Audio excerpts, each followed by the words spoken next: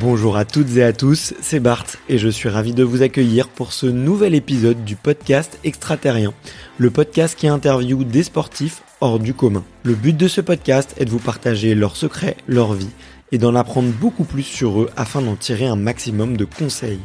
Donc si vous aimez le sport, l'aventure, le développement personnel ou que vous aimez simplement vous inspirer de personnalités remarquables, alors ce podcast est fait pour vous. Juste avant de commencer, j'ai quelques messages à vous faire passer. Si c'est la première fois que vous écoutez le podcast, je vous remercie d'être arrivé jusqu'ici. D'ailleurs, je vous recommande l'épisode avec Mathieu Torder qui a traversé l'Antarctique à seulement 27 ans. D'autre part, si vous ne le savez pas, j'ai beaucoup d'ambition avec ce podcast et je souhaite aller chercher des sportifs de plus en plus incroyables. Et j'aimerais vraiment interviewer vos sportifs préférés. Sachez que l'un des meilleurs moyens de les convaincre de participer, c'est notamment de leur montrer que vous êtes nombreux à adorer le podcast sur les réseaux sociaux et sur les notes iTunes. Donc si ce n'est pas encore fait, allez mettre une note sur Apple Podcast ou iTunes, c'est vraiment ce qui m'aide le plus à inciter des sportifs connus à venir témoigner. Si vous écoutez plutôt sur Spotify, vous pouvez très facilement le partager en story sur Instagram, taguez-moi et je vous repartagerai. J'en profite donc pour vous rappeler le nom du compte Instagram, c'est extraterrien.podcast. Suivez-le et vous y retrouverez les coulisses du podcast. C'est aussi un excellent moyen de me faire vos retours et de me suggérer des invités. Enfin, j'ai aussi créé une newsletter que vous pouvez retrouver très facilement dans Google en tapant Extraterrien Newsletter. C'est le premier lien qui remonte. J'y partage des bons plans santé, matériel, préparation mentale, des livres, des documentaires qui m'ont beaucoup inspiré. Allez, je ne vous embête pas plus et je laisse place à mon invité du jour. Et nous voilà, en train d'enregistrer. Je suis très ému et très heureux aujourd'hui car je suis avec Armel Lecléa. Salut Armel, comment vas-tu ? Salut, alors on dit Lecléache. Lecléache, excuse-moi. C'est pas facile à prononcer parce qu'il y a des apostrophes, il y a des accents, et puis c'est un nom breton, mais voilà, on dit Lecléache. Écoute, ne m'en veux pas. En plus, ce matin, en visualisant ce petit moment, je me suis fait la remarque qu'il fallait pas que j'écorche ton nom parce que je l'ai déjà fait et un copain m'a repris ce week-end. Donc, tu vois, comme quoi mon travail de visualisation n'aura pas été suffisant. Je te prie de m'excuser. Mais du coup, bon, ça lance, tu dis que du coup, ton nom est breton. Du coup, ça lance un petit peu la conversation parce que j'aime bien commencer par l'enfance. Quel est ton premier souvenir de sport, Armel ? Alors mon premier souvenir de sport, celui qui reste un peu dans ma mémoire, c'est finalement je vais rester dans la voile. Hein, c'était ma première régate, donc ma première compétition de voile que j'ai participé. Je devais avoir 8 ans, donc c'était pas très loin de là où j'ai grandi, dans le Nord Finistère. J'ai appris à naviguer à Saint-Paul-de-Léon et juste en face il y avait Carantec, dans la baie de Morlaix, et donc là il y avait ma première compétition, ma première régate de voile, c'était ce qu'on appelait à l'époque division 3 ou régate de bassin. Et donc pour la première fois, j'allais prendre le départ d'une course. Alors je me souviens parce que j'étais très impressionné, il y avait, je crois qu'on devait être 40 ou 50 enfants, filles, garçons, parce c'est un sport où la mixité existe, on court à armes égales, et puis il y avait le briefing du matin, ensuite on allait sur l'eau avec le parcours à réaliser, prendre un départ avec un compte à rebours, et puis le stress qui monte au moment où le départ est lancé, et puis c'est parti. Et moi je me retrouve pris dans cette compétition avec tous les autres bateaux autour de moi, les optimistes, et puis j'enchaîne le parcours et je termine, je sais plus combien, plutôt vers la fin du classement, mais ça m'a marqué parce que c'était la première fois que je participais à une vraie compétition sur mon bateau, sur mon optimiste, parce qu'on est tout seul sur un optimiste. Et puis le soir, après la régate, on se retrouve tous sur le parking avec les parents, les entraîneurs, pour ceux qui avaient des entraîneurs, en tout cas puis les copains de son club, et on assiste à la remise des prix. Et là, on voit bien sûr les lauréats, ceux qui ont eu la chance de faire un bon résultat, et on les voit monter sur le podium. Et puis il y a la remise des coupes, et ça m'a impressionné, ça m'a marqué, ça, effectivement. Ça a réveillé une émotion en toi particulière sur l'esprit de compétition ou la découverte un peu du challenge et de la confrontation avec d'autres enfants, le fait d'avoir des adversaires? Moi, j'avais déjà pratiqué la voile depuis un petit peu de temps, à la fois grâce à mes parents, plus en croisière, et puis ensuite avec la voile scolaire, j'ai découvert l'optimiste, et je me suis inscrit au club nautique de mon village pour en faire mon sport le samedi, alors qu'avant j'avais pratiqué d'autres sports, j'avais fait du football, j'avais essayé le football, j'avais essayé du ping-pong, je crois que j'avais fait du tir à l'arc aussi. Enfin, j'avais fait plusieurs disciplines, mais c'est vrai que la voile, c'était quelque chose qui m'avait vraiment. Il y avait quelque chose qui s'était passé, et puis le fait de faire cette première compétition et de voir cette remise des prix et oui, de voir ceux qui montaient sur le podium et qu'on applaudissait, tout simplement, j'avais envie de faire comme eux, quoi. Et donc oui, il y avait cet esprit de compétition, je pense, en moi, qui déjà petit existait. J'avais envie d'arriver à faire ce qu'ils avaient réussi eux ce jour-là. Donc c'était une première étape dans ma carrière mon parcours de régatier. Alors, à l'époque, j'étais pas navigateur, j'étais pas sportif de haut niveau, mais tout simplement un jeune gamin qui avait envie de faire un résultat dans sa discipline et de ramener une coupe à la maison, tout simplement. Tu as fait beaucoup de voile après de compétition sur des formats olympiques, il me semble. Dis-moi si je me Alors trompe. j'ai pas fait de l'olympisme, Oui. mais j'ai essayé effectivement l'olympisme à un moment donné, c'est-à-dire que après avoir navigué pas mal en dériveur, donc optimiste, ensuite 420, c'est un dériveur où on est deux. Quelque part il y avait deux voies qui étaient un croisement ou en tout cas un carrefour dans lequel il fallait que je choisisse un petit peu l'option à suivre. La route à tracer, c'était soit je poursuivais dans le dériveur et donc l'olympisme qui était l'étape suivante avec la difficulté qu'il peut y avoir du très haut niveau, de la sélection d'un seul équipage qui va avoir la chance d'aller aux Jeux Olympiques si jamais la discipline est qualifiée, si le pays est qualifié. Donc c'est 4 ans de sacrifice avec potentiellement le fait de ne pas pouvoir y aller aux Jeux et encore moins d'aller potentiellement défendre une chance de médaille. Et puis l'autre voie était plus tournée vers les bateaux un peu plus grands, ce qu'on appelle les habitables, les bateaux de la course au large. Et c'est plutôt cette voie-là que j'ai prise un peu avant 20 ans. La question que je voulais te poser, c'était est-ce que tu vois quand on écoute ton histoire et que je t'écoute là, j'ai l'impression que tu étais très drivé, tu vois, comme disent les anglo-saxons, c'est que tu avais un objectif et que en tout cas tu savais, tu voulais avancer dans cette voie-là. Est-ce que tu vois le petit Armel, il rêvait de médaille olympique, tu vois, lors de cette première compétition. Et est-ce que justement quand t'as changé de voie, et que tu es allé plutôt vers la course au large, est-ce que tu as tout de suite eu des rêves de très grands ou des envies de Vendée Globe, de grandes régates? Est-ce que ça a toujours été une graine qui a germé en toi en fait? Tu vas t'étonner, mais en fait non. C'est-à-dire que alors oui, c'est vrai que j'ai été bien entouré. J'ai eu la chance déjà d'avoir des parents qui m'ont accompagné sur les compétitions, les premières compétitions. C'est vrai que ça prend du temps. Il fallait quasiment tous les week-ends partir à droite à gauche, faire les régates d'abord départementales, ensuite régionales, et puis après nationales. Bon, après, effectivement, quand on atteignait un certain niveau, et on avait la chance en Bretagne d'avoir des structures, la voile est quand même un sport assez important, des structures qui nous permettaient d'avoir des entraîneurs, d'avoir des moyens pour se déplacer dès qu'on atteignait un certain niveau de compétition, et donc d'avoir des déplacements qui étaient gérés par des entraîneurs avec quand on partait à l'étranger, quand on partait en Méditerranée, ça faisait quand même des voyages qui étaient assez compliqués et longs donc et coûteux, donc il fallait avoir les parents, au bout d'un moment, ils étaient limités pour pouvoir suivre, et donc c'était ça m'a permis effectivement de naviguer beaucoup en dériveur, de progresser, d'atteindre un certain niveau, même si effectivement je faisais pas partie des meilleurs dans ma discipline. J'ai jamais eu la chance malheureusement d'aller faire un championnat du monde, par exemple pour l'optimiste, qui était pour moi qui aurait été un rêve, mais je n'ai jamais eu ce niveau-là. J'étais pas très loin, mais j'ai pas réussi. Et puis ensuite, je parlais tout à l'heure de l'olympisme. Oui, ça aurait pu être quelque chose que j'aurais pu tenter, mais je voyais aussi que j'étais peut-être un peu limité en termes de niveau par rapport à d'autres qui avaient plus ces capacités-là à l'époque pour aller dans cette voie-là qui était très difficile, très exigeante. Peu de reconnaissance. L'olympisme en voile est comme beaucoup d'autres sports en France. C'est compliqué pour tous ces athlètes parce que déjà il faut se sélectionner aux Jeux Olympiques, c'est quand même un long parcours.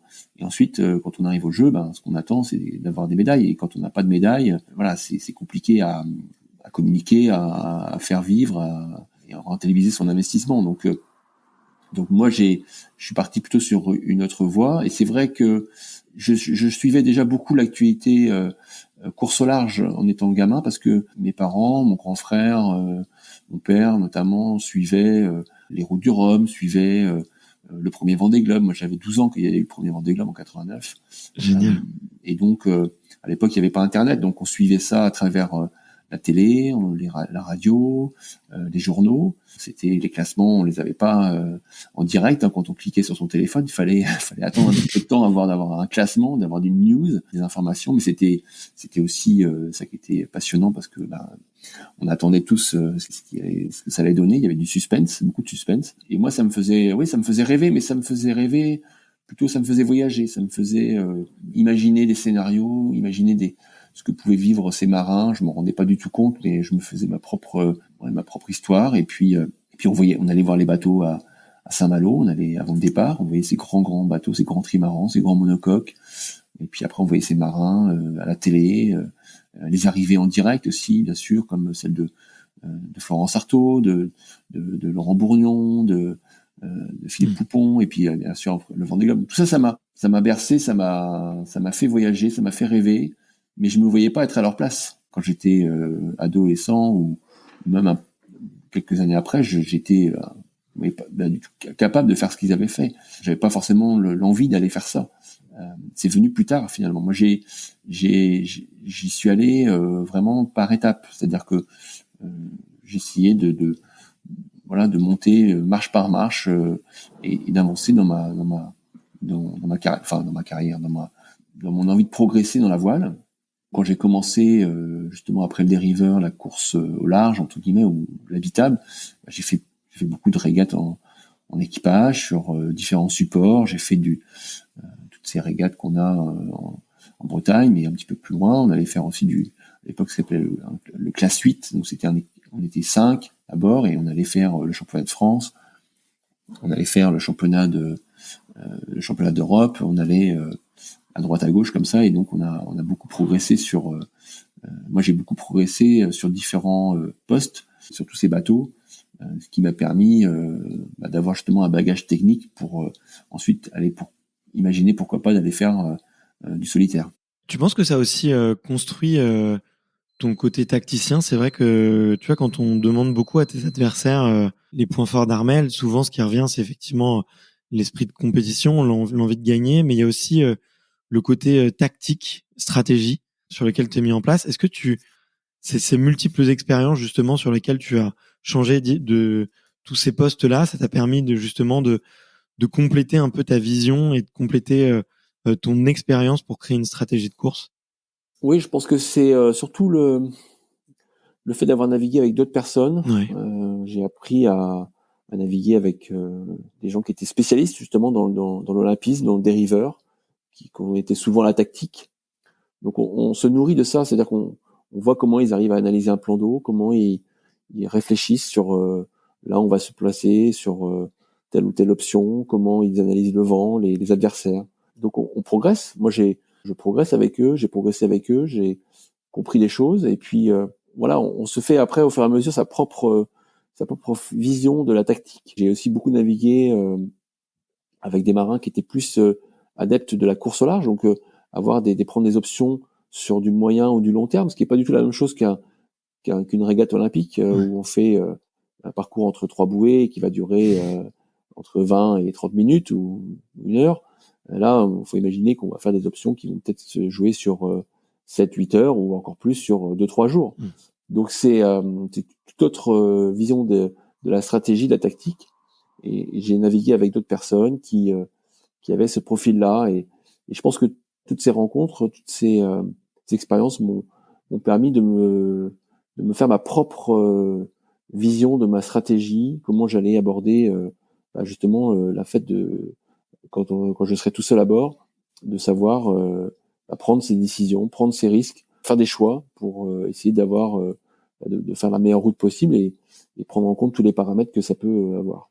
Ok, donc passionnant. Effectivement, tu as fait tes armes avec plein de personnalités différentes et c'est tout l'ensemble de toutes ces rencontres et toutes ces différentes façons aussi de voir la voile. J'ai l'impression qui t'ont nourri. Moi, ce qui m'intéresse, c'était qu'est-ce qui au plus profond de toi te plaît dans la course au large? Est-ce que c'est tu vois, ce rêve de grandeur? Est-ce que c'est l'envie d'écrire des histoires complètement folles? Parce que tu vois, ça reste un sport extrêmement dangereux. Je crois que j'ai lu quelque part que il y avait moins de personnes qui avaient terminé le Vendée Globe que de gens qui sont allés dans l'espace. Qu'est-ce qui, toi, au plus profond de toi-même, t'animait et t'a mené vers la course au large?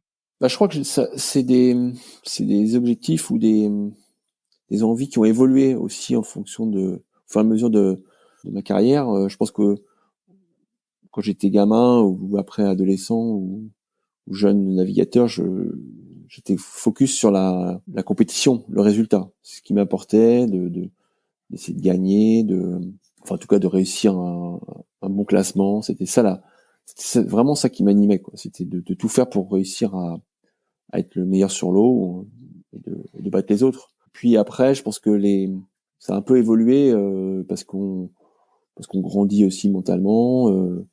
L'expérience, toutes ces courses font voir un peu les choses aussi avec du recul. Et tu vois, aujourd'hui, je pense que c'est plus l'aventure humaine qui me passionne.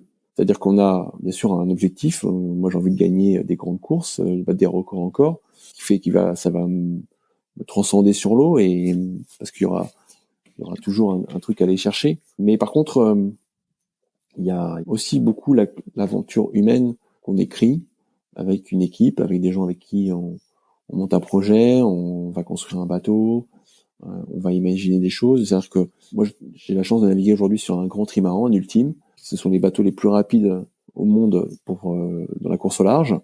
Donc c'est des bateaux qui sont capables de faire le tour du monde en moins de 40 jours, qui peuvent atteindre des vitesses de pointe près de 50 nœuds, et puis surtout sur lesquels on peut naviguer en équipage, mais aussi en solitaire. C'est les Formule 1 de la mer, pour faire un peu le parallèle avec le sport automobile.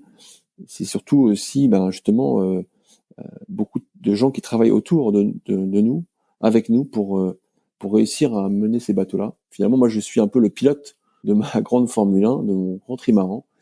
Et derrière, il y a toute une équipe. Moi, c'est le team populaire. Ils sont entre 15 et 20 personnes à l'année qui m'aident à préparer ces grands rendez-vous. Et c'est ça qui aujourd'hui, moi, me fait aller peut-être me dépasser sur l'eau, me motiver pour aller justement ce matin à la séance de piscine et faire 3 kilomètres de natation et préparer en ce moment la saison parce que c'est un projet qu'on va monter avec d'autres personnes pour atteindre un objectif. Cette année, on a envie de gagner la route du Rhum. Et pour ça, c'est quelque chose qu'on va faire ensemble, même si c'est moi qui serai sur le bateau tout seul pendant la traversée, qui va prendre les risques, qui va pas beaucoup dormir, qui va faire les choix stratégiques. Mais si on gagne, si je gagne, ce sera une victoire commune, une victoire d'équipe. Ça, je crois qu'aujourd'hui, c'est plus dans cette vision-là que j'ai et qui me motive et qui me fait que tous les jours, je pense à ça. Ça m'amène à plein d'autres sujets, mais effectivement, du coup, là, durant cette saison d'hiver, vous êtes dans de la préparation, vous êtes en équipe. Est-ce que tu peux rentrer un petit peu dans le concret, dans le vif du sujet? À quoi ressemble une journée, du coup, pendant la période hivernale? J'imagine que tu dois beaucoup travailler avec les techniciens sur des réglages, sur de la stratégie aussi, peut-être des courses que tu vas faire. À quoi ressemblent tes journées en ce moment? Elles sont assez variées. Alors, il n'y a pas forcément une journée type, mais bon, déjà, moi, l'hiver, je profite d'être à terre pour optimiser ma préparation physique, parce que ce sont des machines qu'on doit mener en solitaire sur des courses qui sont voilà, ce sont des courses d'endurance. Traverser l'Atlantique avec un ultime, c'est une semaine. L'année prochaine, on va avoir un tour du monde qui va durer à peu près 45 jours. Donc physiquement, il faut tenir. Donc c'est beaucoup ce que je fais en ce moment au quotidien, un petit peu comme les gens qui font peut-être de l'ultra-trail ou des triathlons. Voilà, il faut tenir sur la distance et tenir dans la récupération, le mental. Donc pour ça, je fais pas mal de sport. Et puis après, oui, il y a tout un côté suivi du bateau, suivi de chantier du bateau. C'est-à-dire que le bateau, il est à Lorient. On l'a sorti de l'eau après la saison précédente, juste avant les fêtes de Noël. Et depuis, dans un hangar technique dans lequel on a établi toute une liste de travaux à réaliser pour l'optimiser, l'améliorer, le fiabiliser. Et donc après, chacun chaque technicien ou chacun dans l'équipe a des rôles et des missions à accomplir. Et donc oui, moi je passe très régulièrement les voir pour faire un point de là où on en est. Des fois, ça se passe pas forcément comme on avait imaginé, où il faut modifier un petit peu les choix, ou alors trouver une autre solution, et puis continuer parce que c'est moi l'utilisateur principal du bateau, donc avoir aussi mon ressenti, ma vision des choses. Donc ça fait partie du quotidien. Bien sûr, on met en place aussi un programme sportif, un programme de communication, parce on a un sponsor important, Banque Populaire, qui est dans la voie depuis plus de 30 ans. Donc, il y a des objectifs aussi de retombées médiatiques, de retombées de communication aussi en interne. Donc, moi, j'ai tout un programme de médias, mais aussi de représentation avec les différentes banques régionales. Donc, je voyage un petit peu à travers la France pour aller à la rencontre des collaborateurs. Donc, ça m'arrive d'aller des fois dans des endroits où il n'y a pas forcément la mer, comme dans l'est de la France ou au milieu de la France, par exemple, mais pour parler justement de notre bateau, parce que c'est aussi leur bateau, et des courses qu'on a faites et des courses qu'on va faire. Et ça, c'est ça qui fait aussi partie de notre métier aujourd'hui. Quand on est coureur au large, on est à la fois sportif, mais aussi on doit être communicant. Ouais. C'est vraiment un rôle qui a pris de l'ampleur de plus en plus, parce que aujourd'hui les moyens de communication sont importants. On a les réseaux sociaux, on a une médiatisation qui a progressé, heureusement, et tant mieux pour nous, comme sur le Vendée Globe, comme sur la Route du Rhum, qui sont les grandes courses que les Français suivent. Et donc il faut, comme il y a beaucoup de concurrence en face, à la fois sur l'eau pour la régate, pour la compétition, mais aussi dans les médias ou dans la communication, il faut être performant. Donc oui, il y a beaucoup de choses. Et puis moi, je fais partie d'un pôle France de course au large qui est basé à Port-la-Forêt, dans le Finistère Sud. Donc aussi, on a tout un planning de formation pour rester à jour, ou se mettre à jour, ou progresser, ou apprendre de nouvelles choses. Et là, on va aborder toutes les thématiques qu'on peut avoir sur un bateau. Ça va de la météo à la préparation mentale, ça peut être sur la gestion du sommeil, sur l'alimentation en mer, sur l'alimentation dans sa préparation physique, la préparation médicale, comment savoir se soigner sur un bateau en utilisant la pharmacie du bord, gérer des problèmes mécaniques. Voilà, il y a plein de domaines. Et donc, bien sûr, on n'est pas obligé de tout faire, parce que des choses peuvent être répétitives d'une année à l'autre. Mais c'est bien, voilà, de régulièrement de pouvoir justement faire des petites piqûres de rappel. Et puis il y a aussi des nouveautés. C'est bien de se mettre à jour. Et tout ça fait que voilà, les journées sont vite bien remplies. Mais ouais, effectivement, ça a l'air effectivement entre formation, revue avec les ingénieurs et devoirs pour les sponsors. J'ai l'impression qu'effectivement tu dois pas t'ennuyer. Et il y a quand même des moments où tu te poses, où tu souffles dans toute cette saison. Oui, bien sûr. J'essaie aussi on met en place un planning qui soit équilibré, et qui soit optimisé pour tout le monde. Sponsors, les équipes, moi, la famille.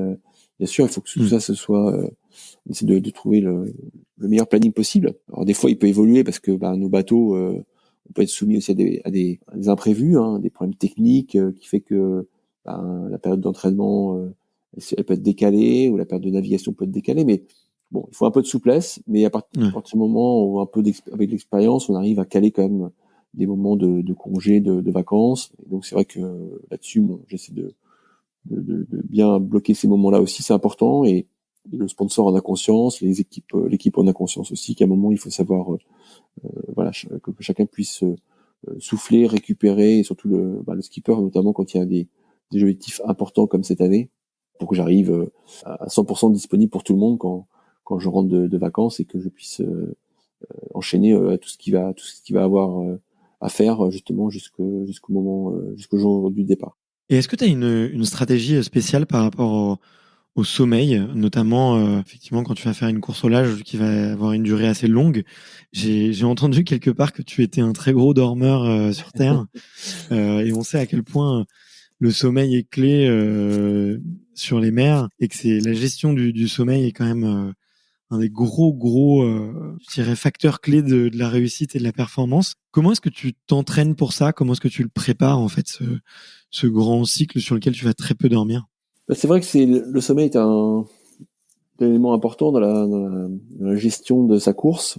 C'est presque aussi important, comme tu le dis, que de faire une bonne stratégie météo, que de bien régler ses voiles, que de bien manger à bord pour te dire et garder la lucidité.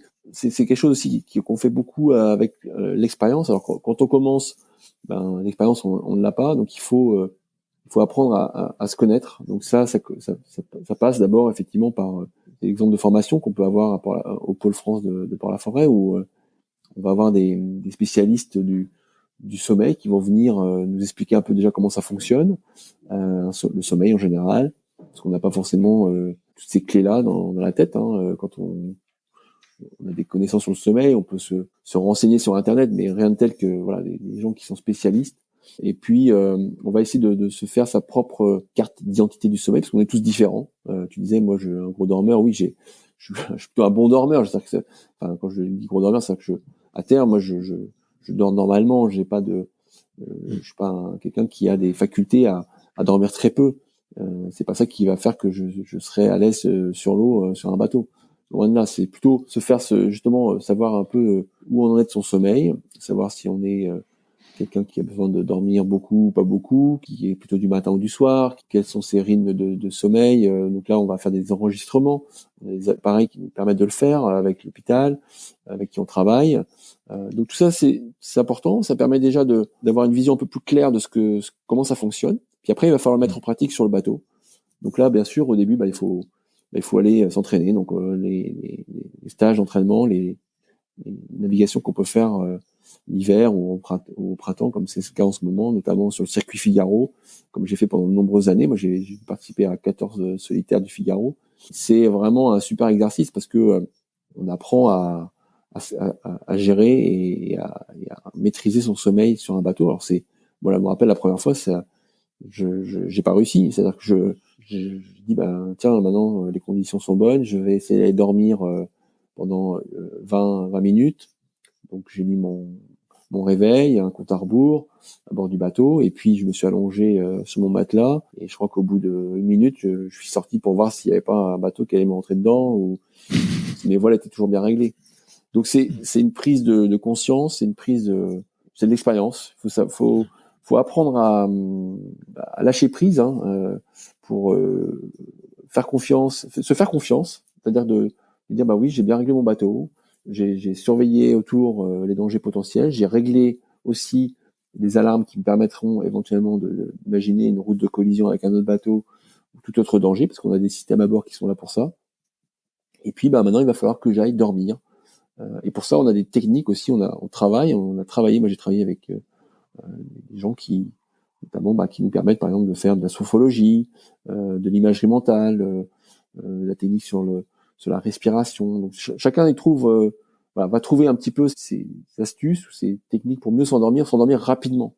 Moi par exemple aujourd'hui sur mon grand bateau, j'utilise beaucoup l'imagerie mentale, c'est-à-dire que je vais m'allonger sur mon matelas, le bateau peut être lancé à 35 nœuds avec des bruits autour et tout ce qui peut être stressant, mais j'ai ma vision des choses, je vais fermer les yeux et je vais me transporter à un autre endroit qui n'a rien à voir avec la voile.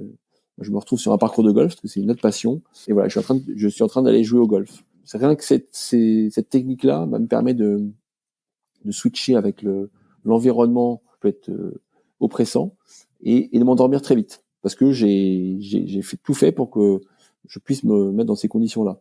Et je sais aussi que ce moment-là, il est très important pour la performance, qu'il va falloir que je dorme, il va falloir que je récupère, même si c'est que 20 minutes, même si c'est que 15 minutes ou une demi-heure, ça va me servir beaucoup pour la suite de la route, qui va être longue, parce que la course peut durer 5, 6, 7, 8 jours, et il faut dormir, il faut récupérer, parce que sinon, il y a une barrière à ne pas franchir. Il ne faut pas qu'on se retrouve complètement en perte de vigilance, en perte de lucidité. C'est là où on va se mettre en danger, c'est là où on va mettre le bateau en danger, et ça peut devenir très dangereux. Donc c'est aussi un élément très important de gestion de course et de sécurité qu'il faut maîtriser.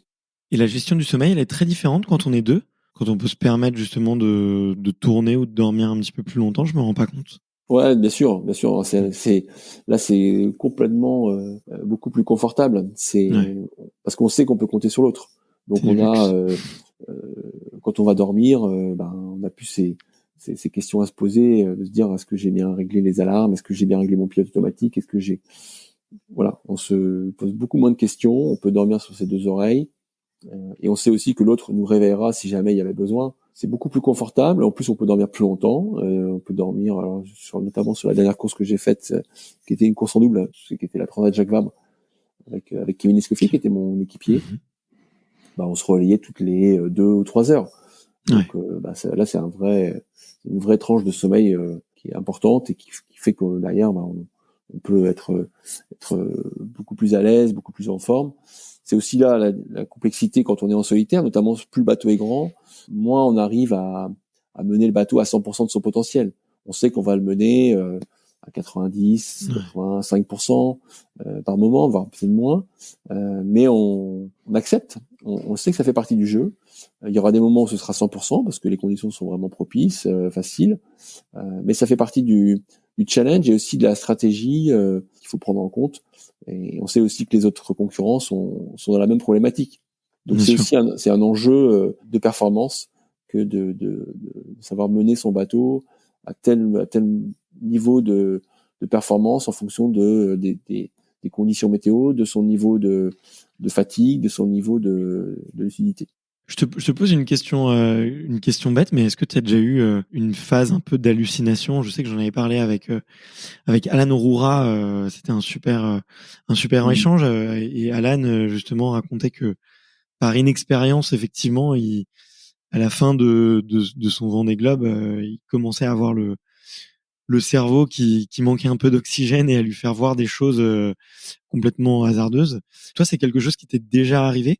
Moi, pour avoir fait du trail et de la longue distance, tu vois, je sais que l'hypoglycémie peut vite et le manque de sommeil peut vite t'y mener. Donc, j'imagine que sur effectivement plusieurs dizaines de jours, à un moment donné, le cerveau doit peut-être te jouer des tours. Oui, oui, c'est vrai ça m'est déjà arrivé d'avoir des phases où on va chercher loin dans le manque de sommeil, notamment sur la solitaire du Figaro, qui est pour moi Ouais. la course la plus difficile à gérer au niveau du Ok. sommeil, parce que on est, voilà, on va être entre 35 et 50 bateaux, où on a tous des bateaux identiques.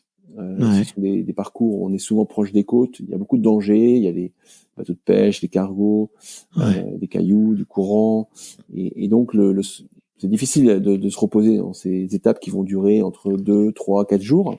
Quand on arrive à l'étape, on est souvent en manque de sommeil, on est très fatigué, et on a besoin justement de 2, 3 jours à terre pour récupérer et repartir pour l'étape suivante. Donc ça arrive qu'on finisse, oui, avec la tête qui pique un peu quand on est dans les derniers milles. Et moi, ça m'est déjà arrivé, oui, pas forcément de voir quelqu'un à bord du bateau, mais de me dire qu'il y a quelqu'un qui va les régler à ma place, telle voile, Ok. parce que je sais qu'il faut le faire, mais j'ai mon cerveau, d'un côté de mon cerveau, il sait qu'il faut faire ce réglage-là ou cette manœuvre-là pour être plus performant.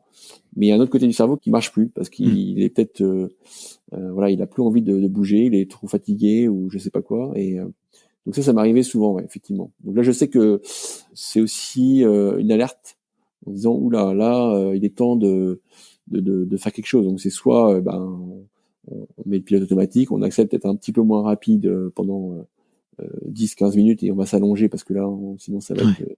ça va être pire. Ou soit, voilà, on risque ça risque d'être plus compliqué, ouais.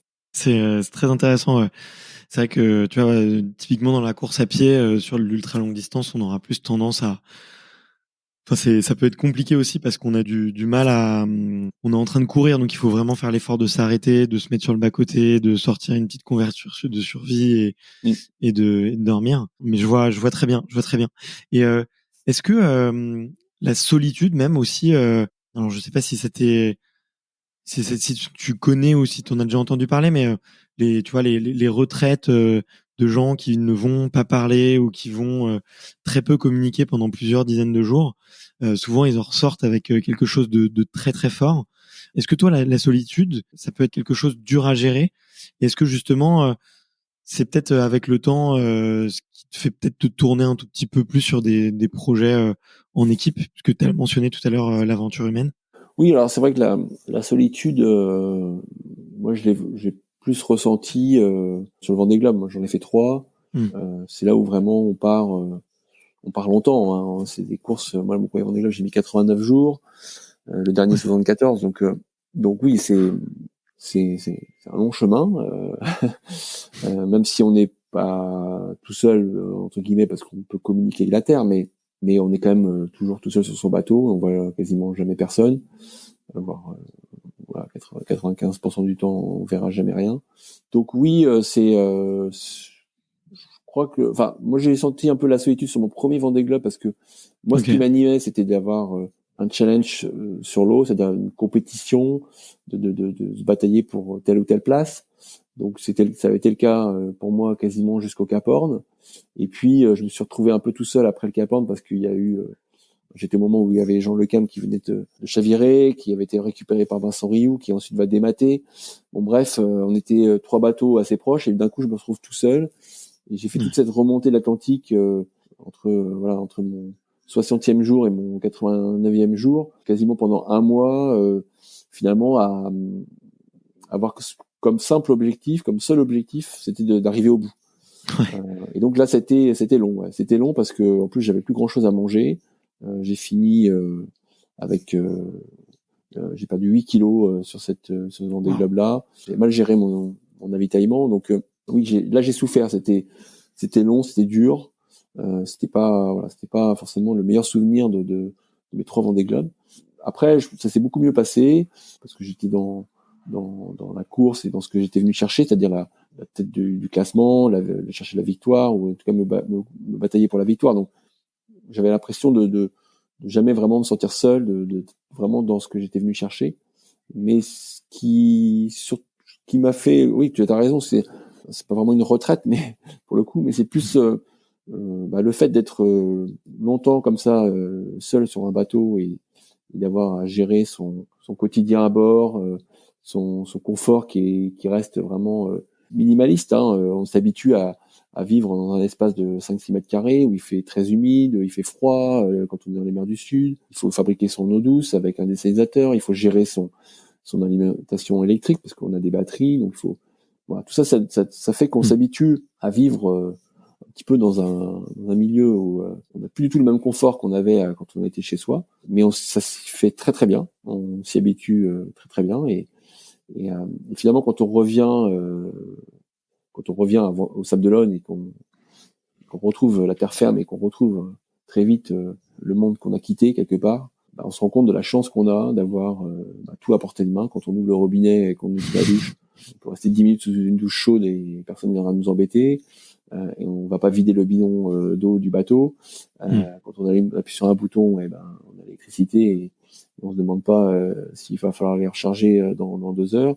Enfin bref, tout ça ça permet aussi peut-être enfin, c'est pour dire que ces courses longues, elles m'ont permis moi d'avoir peut-être une vision un peu plus, enfin un peu plus de recul sur tout ça. Et donc oui, Mm. d'avoir un peu plus d'expérience, de maturité, de prise de conscience du monde dans lequel on vit. Je pense que et c'est aussi un témoignage que j'essaie d'avoir, notamment auprès des enfants, parce qu'on a beaucoup de classes d'élèves qui suivent ces grandes courses comme le Vendée Globe, la Route du Rhum, la Jacques Vabre. C'est un très bon outil pédagogique pour eux, pour les professeurs, parce que c'est des domaines dans lesquels ils peuvent travailler. On peut faire de la géographie, ils peuvent faire de l'histoire, des mathématiques, de la science. Il y a plein de domaines. Et souvent, voilà, on nous pose des questions. Ça m'est même arrivé d'aller raconter mon parcours après la course. Et c'est aussi ce témoignage-là qui pour moi est intéressant aussi à leur transmettre, de se dire Ouais. voilà, vous savez, sur un bateau, et comme ça peut être le cas sur Thomas Pesquet par exemple dans sa station spatiale ou même vous qui faites de l'ultra trail, voilà, il faut avec peu de choses on arrive à survivre ou à vivre. Donc Mm. ça c'est important, je trouve, c'est des messages importants. Ouais, c'est intéressant comme message et puis en plus vis-à-vis des enfants, ils sont toujours très surpris, ils ont toujours Oui, des questions et ça leur rappelle que tout est possible et que ça leur donne encore plus d'idées quoi. Je me posais une question d'ailleurs sur vu qu'on mentionnait un peu le Vendée Globe, les 2 premières fois tu termines second, la troisième fois tu remportes la course. Est-ce que finalement c'est pas plus dur l'après Vendée Globe quand on a gagné, qu'on doit être très fatigué et peut-être encore sursollicité ou qu'il y a une excitation qui redescend. T'as ressenti une différence justement entre les t'as mentionné ta première participation, mais t'as ressenti une différence d'état d'esprit dans ton retour sur Terre et sur les quelques jours qui sont après. C'est souvent mentionné comme étant une petite période un peu de transition parfois un peu compliquée ou en tout cas délicate, tu vois, de revenir devant le commun des mortels et notamment d'avoir des devoirs de communication et vis-à-vis des sponsors ou des organisateurs. oui, c'est sûr que c'est très brutal, c'est l'arrivée d'un Vendée Globe. Genre, moi, je suis très chanceux d'avoir eu, voilà, d'en avoir terminé 3, mais les 3 auxquels j'ai participé, est toujours très bien placé. Mais surtout, on passe d'un état effectivement où on s'est habitué à vivre tout seul dans un espace exigu, mais dans un confort auquel on s'est habitué. Et puis tout d'un coup, on revient et tout le monde est là pour nous à l'arrivée. On devient l'attraction numéro 1. Et puis on retrouve finalement tous les gens qu'on a quittés. Donc on va être très très sollicité. Donc oui, à chaque Vendée Globe, il y a eu un retour à terre qui a été différent. Le premier, ayant un peu mal vécu la fin de course, moi j'étais très heureux d'arriver au bout. Et finalement, médiatiquement, où l'après Vendée Globe a été pas très sollicitant parce que à l'époque, voilà, Michel Jeunet était arrivé, je crois, 4-5 jours avant moi. Donc voilà, il avait pris toute la place médiatique. Donc moi, j'avais pas forcément eu une demande de médiatisation ou de presse très forte derrière. Donc j'avais pu rentrer chez moi assez rapidement et me reposer, récupérer et pouvoir digérer tout ce que je venais de vivre. 4 ans après, ça avait été tout autre chose parce que j'avais eu un duel vraiment très important avec François Gabard, avec lequel on s'était vraiment tiré la bourre pendant 78 jours, alterné l'un et l'autre en tête de course pendant quasiment toute la course. Et puis c'est François qui gagne à la fin avec seulement 3 heures d'avance sur moi. Là, j'ai ressenti vraiment comme une grosse déception, une grosse frustration d'avoir raté de si peu la victoire, même si j'étais très content pour mon équipe et tous les gens qui m'avaient aidé parce qu'on avait fait quand même une belle course, mais au fond de moi, voilà, il y avait j'ai eu du mal à digérer. Ça a été les semaines qui ont suivi parce que là, pour le coup, on a pas mal sollicité, on a fait beaucoup de plateaux en commun. Bon, j'étais toujours celui qui avait été battu. Donc le super outsider. C'était difficile au bout d'un moment de continuer à répondre à toutes ces questions qui se ressemblent et qui se répètent, de dire où ça s'est joué, pourquoi vous avez perdu à ce moment-là. Enfin, voilà, c'était pas forcément toujours très agréable, mais on fait un peu le job. Mais bon, j'avais envie de tourner la page, j'avais passé à autre chose. Ça renforce pour la suite. Et ça renforce pour la suite complètement parce que on se dit que d'un côté on est très déçu, mais d'un autre côté on se dit que on est capable d'aller jouer la gagne, on n'est pas loin. Il y a sûrement des choses à améliorer, progresser pour justement ne pas être le deuxième la prochaine fois. Et c'est ce qu'on a réussi à faire avec l'équipe, c'est-à-dire qu'on s'est mis très vite autour de la table parce qu'on a eu le feu vert du sponsor qui voulait repartir sur un Vendée Globe 4 ans après. Très vite autour de la table, chacun a commencé à lister les petites choses qu'on pouvait améliorer. Alors au début, moi je m'étais dit ça va prendre une page parce que finalement on était quand même pas loin de gagner, donc il y a pas grand chose à changer. Et puis finalement on s'est retrouvé avec énormément de points parce que chacun a su un petit peu s'auto-critiquer, c'est-à-dire que c'était intéressant. C'est souvent dans les défaites, dans les échecs qu'on apprend le plus. Là pour le coup, on a beaucoup appris et moi aussi le premier où j'ai su me dire j'ai fait telle ou telle erreur ou telle façon de gérer la course à tel moment, il faudra faire différemment la prochaine fois. Et c'est sûr que ça nous a énormément servi 4 ans après. Et pour le coup, 4 ans après, la victoire, elle était indiscutable et elle était encore plus belle parce qu'on avait vécu ça, parce que c'était justement tout ce parcours pour y arriver qui était super fort. C'est pour ça que tout à l'heure je te disais l'aventure humaine. Ben oui, parce que c'est pas juste une victoire sportive, c'est aussi tout ce chemin pour y arriver. Le fait d'avoir 4 ans auparavant d'être passé pas loin et puis se reconstruire et de repartir et de reconstruire un nouveau bateau et d'y arriver. Oui, c'était l'arrivée a été fabuleuse et je pense que le fait d'avoir vécu aussi ces 2 premières arrivées, je savais aussi un peu où ce qui m'attendait à terre quand j'allais poser mon premier pied à terre, de la vague qui allait me submerger dans les semaines qui suivaient parce que c'était énormément de sollicitations médiatiques, du sponsor, des gens qui m'entourent, et ça prend ça prend du temps. Ça, c'est pas forcément ce qu'on a envie de faire en premier parce qu'on a envie de rentrer chez soi et de se poser et puis prendre des vacances. Mais c'est pas possible tout de suite. Il faut l'accepter, savoir le savourer aussi parce que on sait que ça n'arrivera pas tous les jours, peut-être qu'une fois dans sa carrière. Donc il faut aussi profiter de ces moments-là. Et puis à un moment, bah voilà, les choses s'estompent un peu et on arrive à retrouver une vie un peu plus normale. Parce que moi, c'est pas la pipolisation qui m'intéresse, hein, loin de là dans ce métier. C'est plutôt voilà, de réussir des projets et puis et ensuite d'avoir une vie normale à côté. Et ça, c'était ça. Il faut attendre un petit peu de temps avant de retrouver ce niveau-là. Mais ce sera mon avant-dernière question d'ailleurs. Comment est-ce qu'on fait pour se relancer un défi? Tu as mentionné le fait que vous vous êtes rapidement remis autour de la table, que tu as besoin de repos quand même après une aussi belle aventure qu'est le Vendée Globe. Tu remportes cette course, tu bats le record de 4 jours, tu deviens le premier marin à terminer cette course 3 fois d'affilée.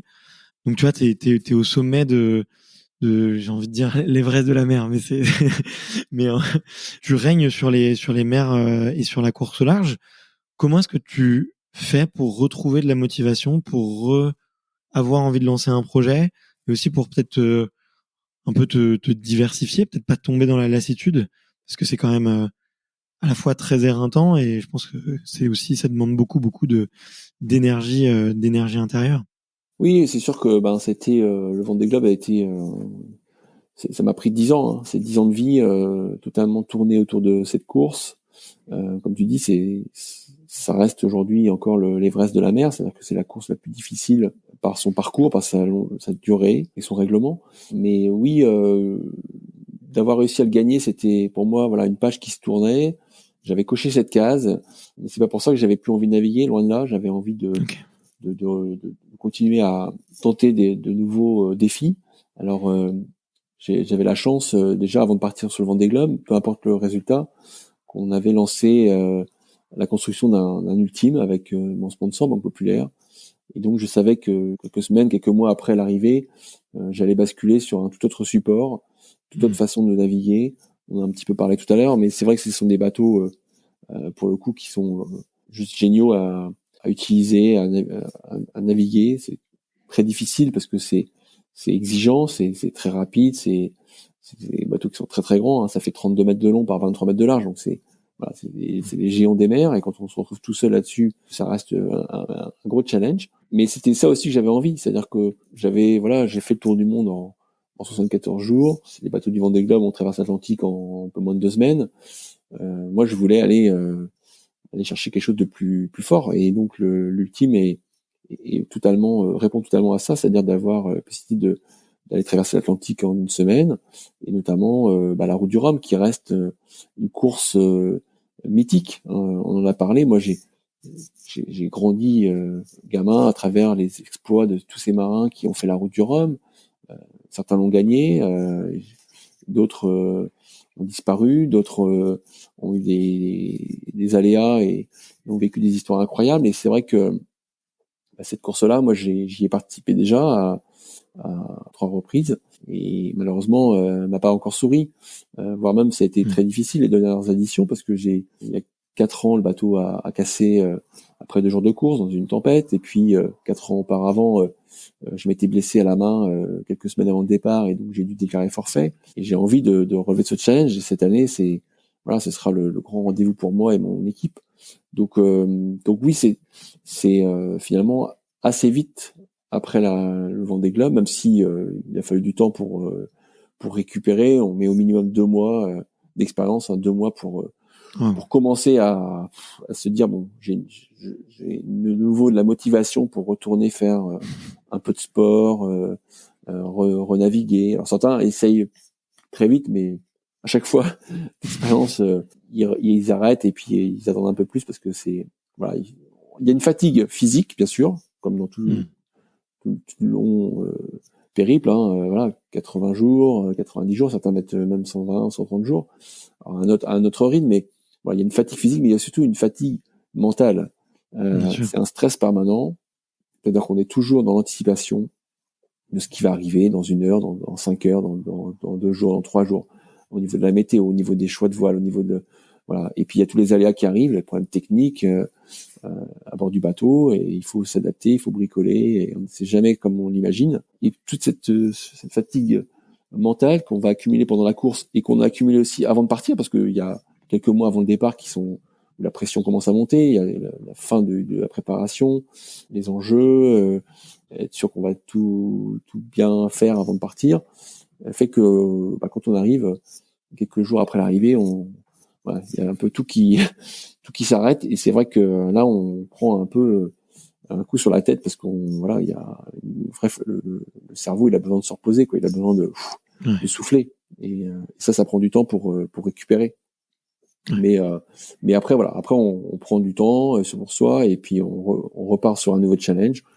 Et aujourd'hui, moi j'ai la chance d'avoir surtout ces beaux projets. On a la Route du Rhum cette année, et puis surtout l'année prochaine on va avoir un tour du monde en solitaire, en course. Ça s'est jamais fait, c'est une nouvelle course.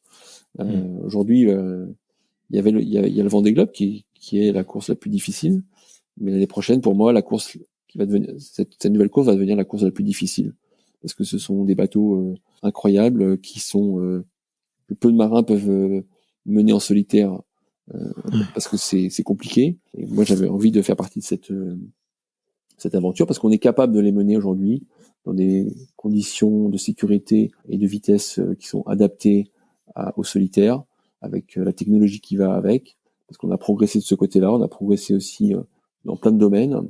Certains ont déjà fait le tour du monde en solitaire en mode record, et le record est détenu par François Gabard, justement, en 42 jours. Donc on sait que c'est possible. Maintenant, on va le faire en course, et on va prendre le départ en commun avec d'autres marins, et ce sera la première édition. Et voilà. Et là, pour moi, ce sera un Vendée Globe puissance 10, parce qu'on va aller tourner autour de la planète entre 40, 45 jours. Et ça, j'ai jamais fait encore. C'est ça qui m'anime aussi. Oh, génial. Bah, écoute, ouais, j'ai hâte de voir ça. Et effectivement, j'ai entendu parler de cette nouvelle course, et ça va être passionnant. Je pense que tous les passionnés de voile vont s'en donner à cœur joie, en tout cas, et se frottent les mains en attendant sagement que vous vous lanciez dans cette aventure. Écoute, vraiment génial. J'ai passé un super moment. Je m'étais engagé à pas trop durer, mais on a un petit peu traîné. La toute dernière question que je pose, c'est de savoir quel est le prochain athlète. Alors ça peut être aussi un marin, justement, que tu me recommandes d'aller interviewer, justement, pour parler performance, pour parler un peu psychologie du sportif ou du marin. Quelle serait ta recommandation? Alors, moi j'ai beaucoup suivi. Alors moi je suis un passionné de sport en général. Je suis énormément sports divers et variés. J'adore ça, et bien sûr, comme beaucoup, j'ai suivi les derniers Jeux Olympiques d'hiver. Et donc, alors il est sûrement très sollicité et sûrement très fatigué après toutes ces médailles. Mais interviewer Quentin Fillon-Maillet, je trouve que ce serait un super challenge, parce que moi, je suis admiratif du biathlon, de ce qu'ils arrivent à faire à la fois physiquement et aussi mentalement, parce qu'il y a ce tir à gérer quand ils sont avec une pression et puis un niveau cardiaque qui est très élevé, une intensité incroyable. Donc ce serait super. C'est prévu normalement si tout se passe bien là. Donc là, j'ai une grande table en bois, donc je touche génial. du bois, je croise les doigts, mais ouais, ça devrait Ça devrait se faire. Je suis pas prioritaire sur la liste de médias, mais quoique, j'ai été très très bien accueilli, donc ça. Bon, super. Ça va se prévoir, ça va se faire. J'écouterai en mer alors à ce moment-là. Bah écoute, avec grand plaisir. Et puis si tu aimes les biathlètes, j'ai reçu Vincent Defrane, voilà aussi, donc champion très très très très sympa et que j'ai beaucoup apprécié. Et c'est dingue d'ailleurs de voir à quel point le niveau français en biathlon est élevé, parce que à chaque génération son champion, quoi. Après Vincent, Raphaël Poiré, Martin Fourcade, maintenant on a Quentin, quoi. Donc c'est vraiment incroyable. Écoute, merci infiniment Armel pour ce moment partagé. C'était un grand plaisir, malgré les petites péripéties techniques qu'on a pu avoir. Mais c'est pas à toi que ça allait faire peur. Je me suis régalé. J'aurais pu continuer cette conversation pendant des heures, mais ce sera peut-être l'occasion lors d'un prochain échange dans plusieurs mois ou dans plusieurs années, tiens, qui sait. Après cette fameuse course. Merci Barthélemy. Écoute, bonne continuation et puis bon podcast. Voilà, j'enregistrerai plusieurs pour mes prochaines traversées, notamment la route du Rhum, départ début novembre de Saint-Malo. Donc voilà, ça permettra d'écouter en même temps que je manœuvrais sur le bateau, d'écouter des grands sportifs. Mais écoute, avec grand plaisir. Merci beaucoup Armel, à bientôt. À bientôt. Merci d'avoir écouté cet épisode jusqu'au bout. Si vous êtes encore là, c'est sûrement que l'épisode vous a plu, donc n'hésitez pas à le faire savoir autour de vous et à vous abonner pour ne louper aucun épisode. J'ai mis tous les liens dans la description, donc n'hésitez pas à y jeter un coup d'œil. Et sinon, moi je vous dis à la semaine prochaine pour une prochaine interview. Ciao!